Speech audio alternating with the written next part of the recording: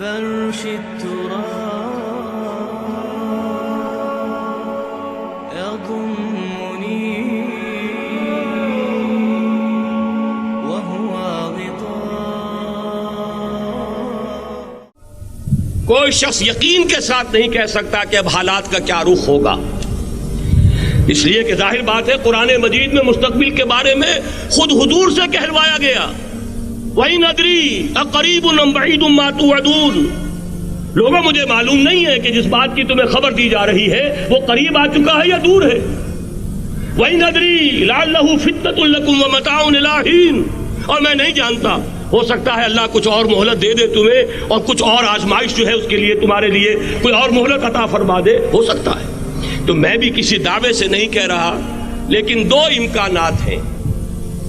امکان نمبر ایک کیا ہے؟ ابھی عالم اسلام کا ایک سالڈ بلاک ہے جو یہودی ورلڈ آرڈر کی نگاہوں میں کھٹک رہا ہے. میں کھٹکتا ہوں دل یزداں میں کانٹے کی طرح. اگرچہ ان کی اسٹریٹجی کیا ہے، ایک ایک کر کے ان کے حصے بکھرے کر کے تیا پانچا کرو. ابھی وہ بلاک کون سا ہے؟ ایران ہے، افغانستان ہے، پاکستان ہے، اور روسی ترکستان سے آزاد ہونے والی جو ریاستیں ہیں. یہ ایک سالڈ بلاک. یہ عجمی مسلمان عربی نہیں، عربی گئے، یہ نوٹ کر لیجئے. اس لیے کہ عربوں کو اللہ نے فضیلت دی تھی، محمد ان میں سے تھے صلی اللہ علیہ وسلم، یہ رتبہ بلند ملا جن کو مل گیا. لیکن ساتھ ہی اللہ نے دھمکی بھی دے دی تھی سورہ محمد میں، ان تتولوا یستبدل قوما غیرکم. اگر تم پیٹھ دکھا دو گے اس مشن کو جو ہم نے تمہارے حوالے کیا ہے، تمہیں ہٹائیں گے، کسی اور کو لے آئیں گے. اور یہ بات ہو چکی ہے 13ویں صدی عیسوی میں. 1258 میں جب سقوط بغداد ہوا ہے، عربوں کے ہاتھ سے عالم اسلام کی قیادت چھین لی گئی، معزول کر دیا. اس کے بعد قیادت کن کے ہاتھوں میں آئی؟ ترکوں کے ہاتھ میں. ترکان تیموری ہندوستان میں، ترکان صفوی ایران میں، ترکان سلجوقی مڈل ایسٹ میں، اور ترکان عثمانی کا تو کہنا ہی کیا ہے. وہ ایشیا مائنر سے چل کر آپ کو معلوم ہے کہ مشرقی یورپ کا کتنا بڑا علاقہ، دی گریٹ آٹومان امپائر کی صدی کے آغاز تک قائم تھی.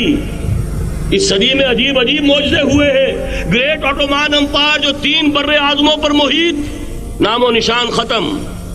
دی گریٹ USSR، نام و نشان ختم. اب تو روس صاحب ایک ملک کی حیثیت سے رہ گئے. یہ اس صدی میں دو اور وقت نہیں ہے میں اور آپ کو کیا بتاؤں. اس صدی میں تو بڑے بڑے عجیب عجوبے ہوئے ہیں.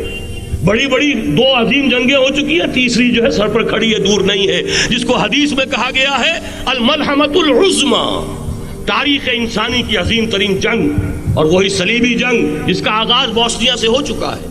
بہرحال اس وقت جو میں کہہ رہا تھا، ورنہ میرے پاس تو یعنی یہ کہ درد دل کہنے کے لیے وقت نہیں ہے، مجھے اپنی بات کو محدود کرنا پڑ رہا ہے. لیکن میں اب آ رہا ہوں اصل موضوع کی طرف، کہ ایک امکان تو یہ ہے کہ اس بلاک میں اسلام کا احیاء ہو، اور اس کے لیے کچھ نویدیں بھی موجود ہیں احادیث نبویہ میں. وہ تو آپ نے سنا ہوگا اقبال کا شعر، میرے عرب کو آئی ٹھنڈی ہوا جہاں سے، میرا وطن وہی ہے، میرا وطن وہی ہے.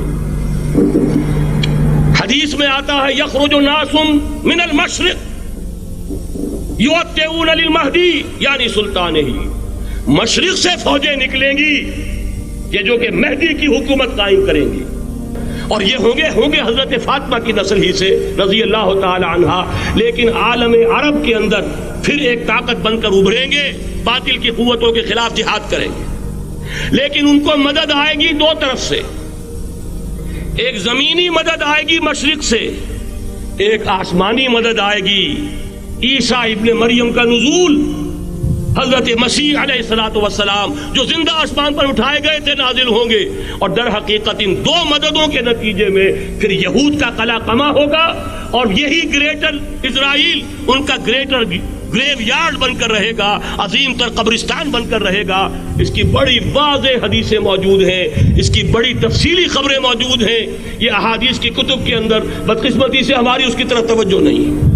ایک تو یہ ہو سکتا ہے.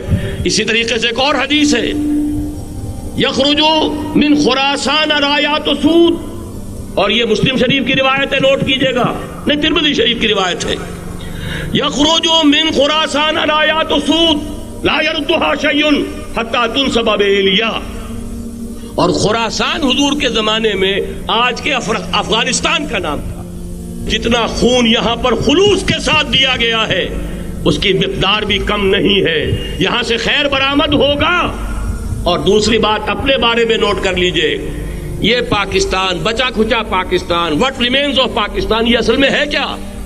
مولانا بہت خوبصورت انداز میں فرما رہے تھے، یہ 313 نہیں تھے، اسلام تھا. اسی طرح نوٹ کیجئے، پاکستان نہیں ہے، 4 صدیوں کی تجدیدی مساعی کا حاصل ہے. آپ نے کبھی نوٹ کیا ختم نبوت کے بعد اب سب سے اونچا منصب کس کا ہے؟ مجددین.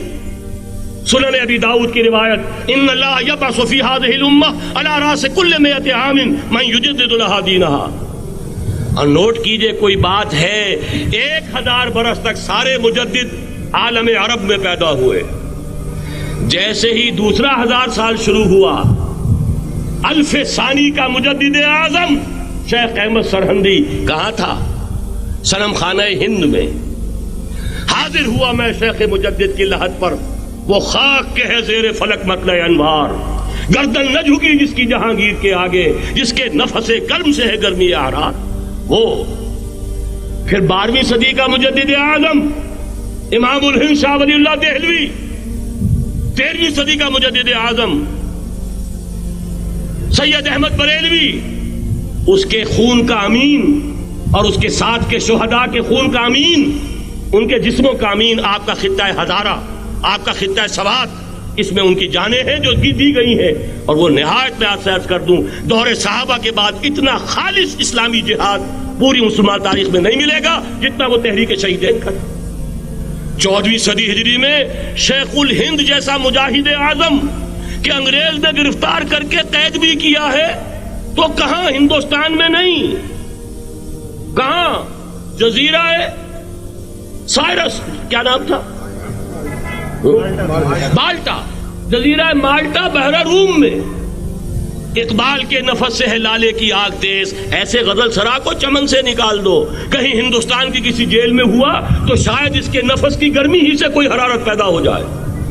اور اسی صدی میں 14ویں صدی ہجری میں اقبال جیسا مفکر، اسی 14ویں صدی ہجری میں مودودی جیسا مصنف، اسی 14ویں صدی ہجری میں مولانا الیاس جیسا مبلغ رحمہم اللہ، عظیم شخصیتیں. آج پورے عالم اسلام میں آپ کو تبلیغی دوست ملیں گے. یہ کہاں سے شروع ہوئی تحریک؟ دہلی کی ایک چھوٹی سی مسجد سے. وہ مسجد بنگلے والی اب تو بڑی عالیشان ہو گئی ہے، جب وہاں شروع ہوا تھا کام بڑی چھوٹی سی مسجد. یہ سارے کام یہاں کیوں ہوئے؟ پورا عالم اسلام آزاد ہوا، کہیں نعرہ اسلام کا نہیں لگا، کہیں عرب قومیت پر، کہیں کسی اور عصبیت پر تحریکیں چلی ہیں. صرف تحریک پاکستان تھی کہ پاکستان کا مطلب کیا؟ لا الہ الا اللہ. کوئی سبب ہے کہ یہاں قرارداد مقاصد پاس ہوئی، حاکمیت اللہ کی ہے کہ اکبر نام لیتا ہے خدا کا اس زمانے میں. یہ سارا ماضی سامنے رکھیے اور حضور کی دی ہوئی پیشن گوئیوں کا مستقبل سامنے رکھیے. ان دونوں سے ثابت ہوتا ہے اس خطہ ارضی سے کچھ ہونا ہے.